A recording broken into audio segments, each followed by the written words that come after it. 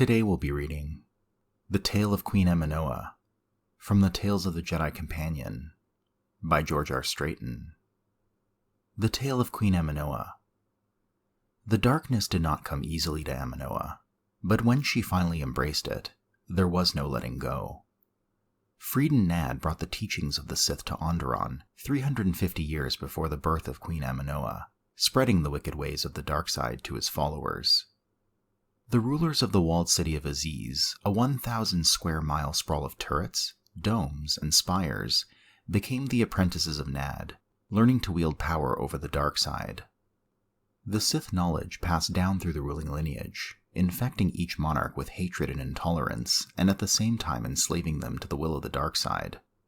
The kings and queens hid their secrets well, casting those who discovered their affiliations into the savage wilderness.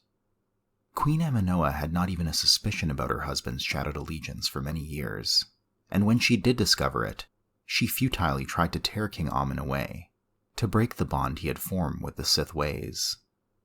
When her efforts failed, she fell into a deep brooding, for she did not know how to help her husband.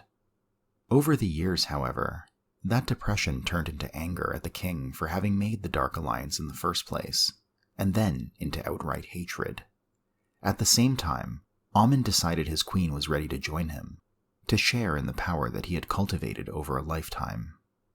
The queen tread slowly into the darkness, but once she passed beyond the point where light could no longer reach, she opened herself completely to the dark side.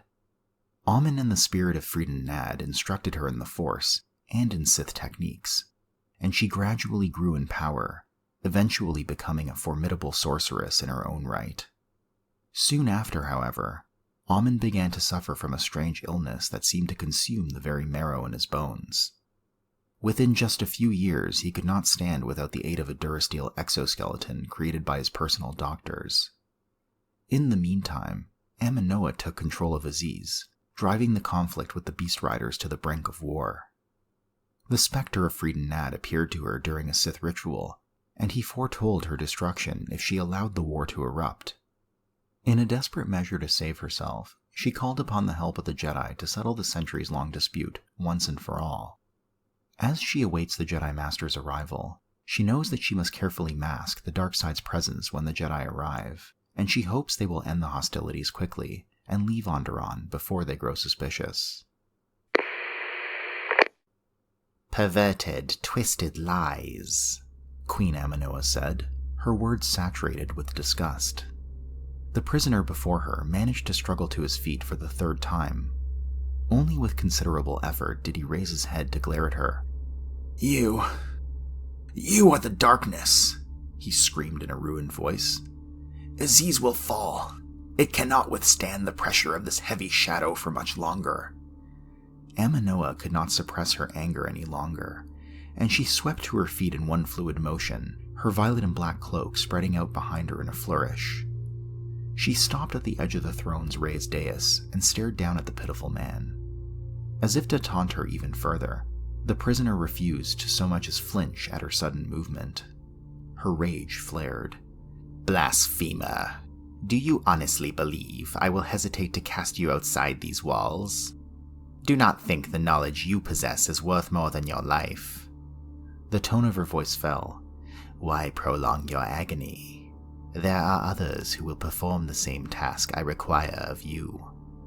The half-dead man locked his gaze with hers. "Then go and find them."